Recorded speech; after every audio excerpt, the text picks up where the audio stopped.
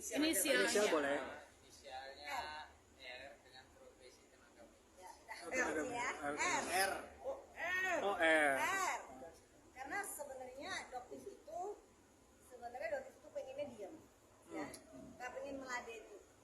Tapi kok dokter lihat kayak bola liar, semakin melebar kemana-mana. Semakin dokter diam, dibilang dokter panik lah, takut. Tapi kalau dokter melapor kan dibilangnya, oh kan nggak ada kerjaan, nggak ada ini, nggak ada ini.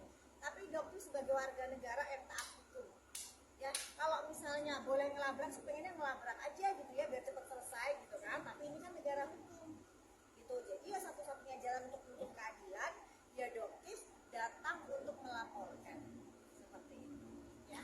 Bukti apa aja, Dok? Yang dibawa. Tadi. Ya sih udah cukup banyak sih, insya Allah ya. Insya Allah Ada sangat jelas. elektronik ya, bukti elektronik karena melalui sarana elektronik. Ya. Sarana elektronik, ya. Dokter, Dan apakah beberapa saksi juga nantinya, Oh, berapa saksi yang disiapkan? minimal 2. 2 saksi. Dokter, apakah ini ada hubungannya sama pemanggilan saat kemarin yang bersama Nikmir? Ya seputaran itu, yang penting ya seputaran itu lah. Jadi sebenarnya nggak jauh ya sebenarnya ya, hanya itu kita seputar itu aja. Cuma untuk menghentikan ini, jadi saran dokter untuk para masyarakat ya, atau yang nggak ngerti apa-apa, atau yang cuma mendengar katanya lebih berhati-hati di dunia medsos. Ya, karena sekarang dokter sudah nggak mau lagi diam. Selama ini dokter diam, tapi sekarang saatnya dokter untuk lebih keras.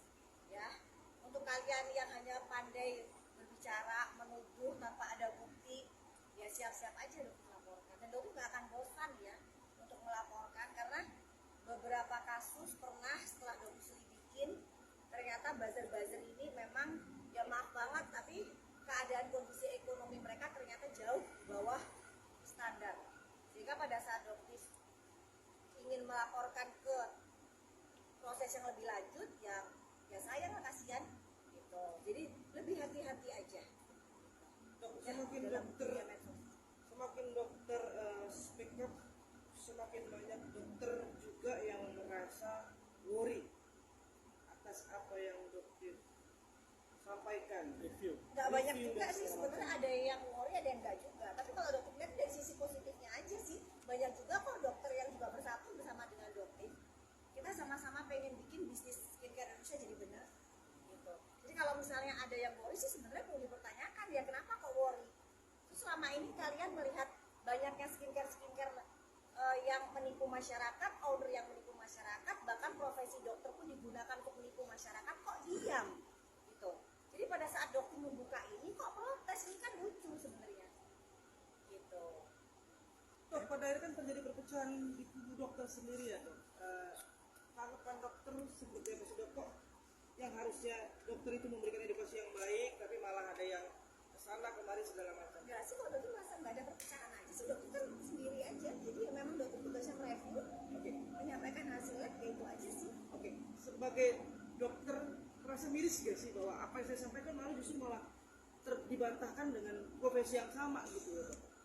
Ya selama yang dokter sampaikan berdasarkan fakta, bukti, ya tidak perlu miris ya. Mungkin mereka hanya belum mengetahui sih apa sih sebenarnya visi dan misi dokter yang sebenarnya, karena mungkin mereka yang hanya melihat dari medsos tanpa mengenal sebenarnya kepribadian dokter itu apa. Nah, dengan adanya peran Dok TV itu, kenapa nggak lembaga saja yang bertindak aja gitu, Dok? Mungkin itu. Karena kan ini banyak masyarakat, mungkin nggak seberapa banyak ya. Jadi, kenapa nggak lembaga aja kayak BPOM, kayak BPOM untuk kayak yang nongol aja gitu, Dok? Mungkin. Kan Badan POM memang instansi tertinggi ya dalam satu pemerintahan. Dokter kan sebenarnya ingin membantu saja, bukan untuk melangkai atau mendahului Badan POM, tidak. Gitu. Ya. Oke.